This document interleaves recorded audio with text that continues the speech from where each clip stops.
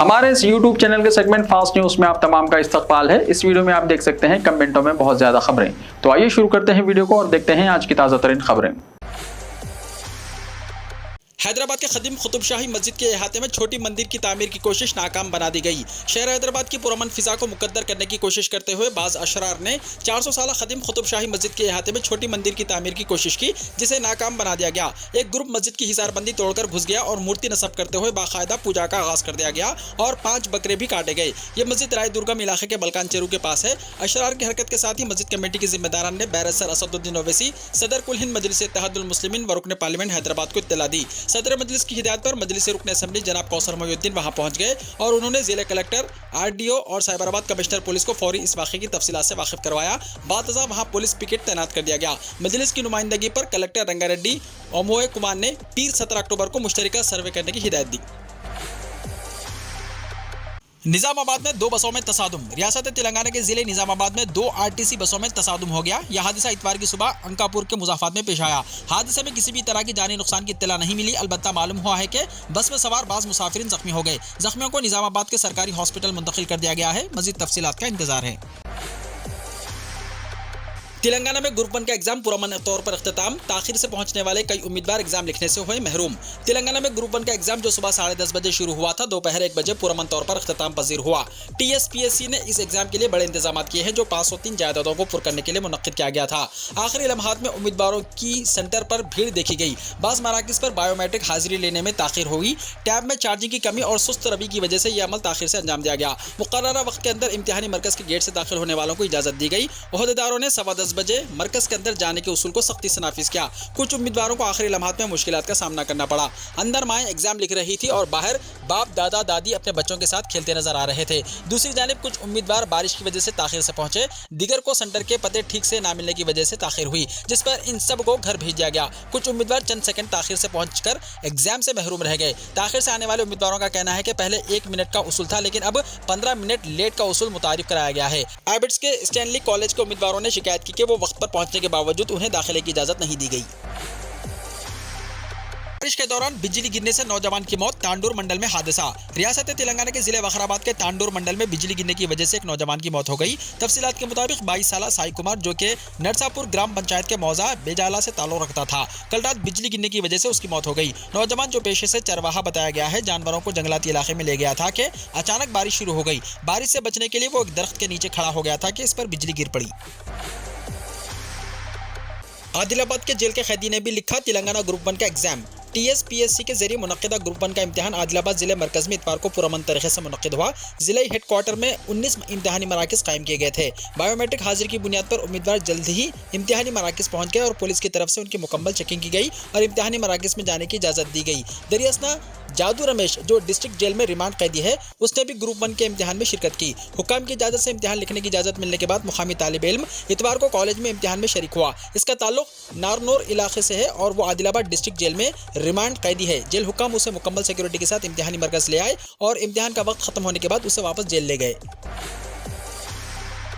Government junior college Chanchalguda में accounts and taxation guest lecturer की जरूरत। गवर्नमेंट जूनियर कॉलेज चंचलगुड़ा वाक़ चंचलगुड़ा में इंटर फर्स्ट ईयर और सेकंड ईयर इंग्लिश मीडियम के स्टूडेंट्स को मजमून अकाउंट्स एंड टैक्सेशन पढ़ाने के लिए गेस्ट लेक्चरर की जरूरत है। ऐसे उम्मीदवार जिनको अकाउंट्स एंड टैक्सेशन में नुमाया निशानात हासिल हुए हों और टैक्सेशन में स्पेशलाइजेशन कर चुके हों, वो कॉलेज की टाइमिंग दोपहर 1 बजे से 5 बजे शाम 18 अक्टूबर तक दरख्वास्तें दाखिल कर सकते हैं। 19 अक्टूबर को 3 बजे दिन चंचलगुड़ा जूनियर कॉलेज में इंटरव्यू होगा। प्रिंसिपल डॉक्टर टी सुलेमा राज कुमारी ने अहल उम्मीदवारों से दरख्वास्त देने और इंटरव्यू में शिरकत की ख्वाहिश की है।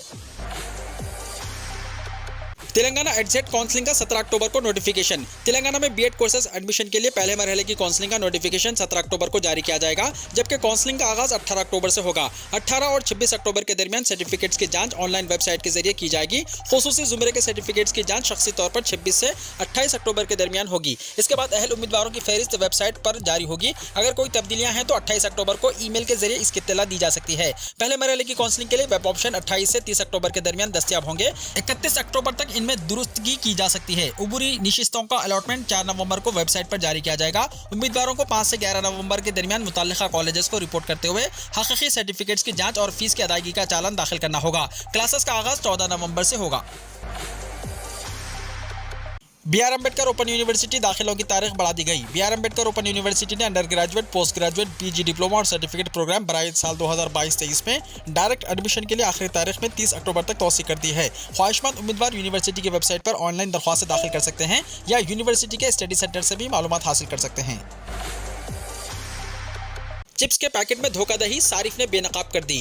खाने पीने की अशिया में कंपनियों की जानिब से सारिफिन के साथ की जाने वाली धोखाधड़ी एक मरतबा फिर बेनकाब हो गई। सोशल मीडिया नेटवर्क पर एक सारिफ ने मशहूर ब्रांड की चिप्स की धोखाधड़ी का शिकार होने के बाद उसे दीगर लोगों के साथ शेयर कर दिया। एक सारिफ ने चिप्स पैकेट की तस्वीर शेयर करते हुए लिखा कि कॉलेज जाते हुए मैंने 10 रुपये वाला पैकेट उठाया, जिसे खोलने पर उसके अंदर सिर्फ 5 चिप्स थे। मीडिया के मुताबिक इस सारिफ के साथ होने वाली धोखाधड़ी पर इंटरनेट पर कई लोगों ने इससे इजहार हमदर्दी करते हुए अपना रद्दमल भी दिया। ये रिश्ता क्या कहलाता है? फेम वैशाली ठक्कर ने की खुदकुशी, घर में फांसी लगाकर दी जान। टीवी अदाकारा वैशाली ठाकरे ने खुदकुशी कर ली है। उन्होंने मकबूल टीवी शो ये रिश्ता क्या कहलाता है में संजना का किरदार अदा करके मकबूलियत हासिल की थी। वैशाली 1 साल से इंदौर में अपने घर पर रह रही थी। खुदकुशी की इत्तला मिलते ही पुलिस पहुंची और लाश को कब्जे में ले लिया। वो बिग बॉस में भी हिस्सा ले चुकी है। पुलिस को जाए वकूफ से खुदकुशी नोट बरामद हुआ। तेजाजी नगर पुलिस स्टेशन ने मामले की जाँच शुरू कर दी। मौसूला इत्तलात के मुताबिक विशाल ठाकरे की लाश को पुलिस ने पोस्टमार्टम के लिए अस्पताल भेज दिया है। ये रिश्ता क्या कहलाता है के अलावा वैशाली ने ससुराल सिमर का, लाल इश्क और सुपर सिस्टर जैसे कई सीरियल्स में काम किया है। उन्होंने अपने करियर का आगाज एंकरिंग से किया था। वैशाली का ताल्लुक असल में मध्य प्रदेश के उज्जैन से था। नव भारत टाइम्स की रिपोर्ट के मुताबिक इब्तदाई तहकीकात की बुनियाद पर यह खुदकुशी मोहब्बत का मामला बताया जा रहा है। वैशाली की खुदकुशी की खबर मिलते ही उनके फैंस गमजदा हो गए और उनकी खुदकुशी की वजह जानने की कोशिश कर रहे हैं। रुपये की कदर में कमी नहीं हुई बल्कि डॉलर मजबूत हुआ, निर्मला सीतारमण का अजीबोगरीब बयान। मरकजी वजीर फाइनेंस निर्मला सीतारमण ने डॉलर के मुकाबले रुपये की कदर में कमी पर अजीबोगरीब बयान दिया है, जिस पर अपोजिशन की जानिब से तनकीद की जा रही है। उन्होंने अपने अमेरिका के सरकारी दौरे के दौरान वाशिंगटन DC में मीडिया से खिताब करते हुए रुपये की कदर में गिरावट से मुताल्लिक सवाल के जवाब में कहा कि रुपये की कदर नहीं गिर रही है, बल्कि हमें इसे इस तरह देखना चाहिए कि डॉलर मजबूत हो रहा है। रुपये की कदर में मुसलसल गिरावट से मुल्क की मुश्किलात में इजाफा हुआ है और कई शोबों में इसका असर नजर आ रहा है। अगर रुपये की कदर इसी तरह गिरती रही तो दरामदात मजीद महंगी हो जाएंगी और आवाम पर बोझ पड़ जाएगा। कर्नाटक में खौफनाक सड़क हादसा, 9 अफराद हलाक। कर्नाटक के हासन जिले में पेश आए एक खौफनाक सड़क हादसे में 9 अफराद हलाक हो गए। यह हादसा 3 गाड़ियों के आपस में तसादुम के नतीजे में पेश आया। मरने वालों में 4 बच्चे भी शामिल हैं और 10 दीगर जख्मी हो गए। पुलिस जरा के मुताबिक हफ्ते की रात तकरीबन 11 बजे हासन जिले में दूध के tanker, Karnataka state road transport corporation की बस और एक टेम्पो ट्रैवलर के दरमियान हादसा पेश आया। हलाक होने वाले तमाम अफराद टेम्पो ट्रैवलर में सफर कर रहे थे, जिसे बस और दूध के टैंकर ने कुचल दिया। जरा ने बताया कि टेम्पो ट्रैवलर में सवार 6 की मौत मौके पर ही हो गई है। 3 ने अस्पताल ले जाते हुए रास्ते में दम तोड़ दिया। मरने वालों की शिनाख्त नहीं हो सकी। राहुल कांग्रेस सदर के इंतखाब के लिए बेलारी में वोट देंगे। कांग्रेस के साबिक सदर राहुल गांधी कांग्रेस सदर के ओहदे के इंतखाब में पीर को कर्नाटका के बेलारी के संगना कुलो में अपना वोट डालेंगे। कांग्रेस के कम्युनिकेशन डिपार्टमेंट के इंचार्ज जयराम रमेश ने इतवार को कहा कि मिस्टर गांधी के वोट डालने के बारे में किसी किस्म की क़यास आराई की जरूरत नहीं है और वो कल भारत जोड़ो यात्रा में शामिल दीगर मंदूबीन के साथ संगना कुलो में वोट डालेंगे। मिस्टर रमेश ने ट्वीट किया कि इस बारे में सवाल पूछे जा रहे हैं कि राहुल गांधी कल सदर के इंतखाब के लिए अपना वोट कहाँ डालेंगे। कुछ भी क़यास नहीं किया जाना चाहिए। वो तकरीबन 40 दीगर भारत जोड़ो यात्रियों जो PCC के मंदूबीन हैं उनके साथ बेलारी के संगना कुलू में भारत जोड़ो यात्रा के कैंप के मुकाम पर वोट डालेंगे।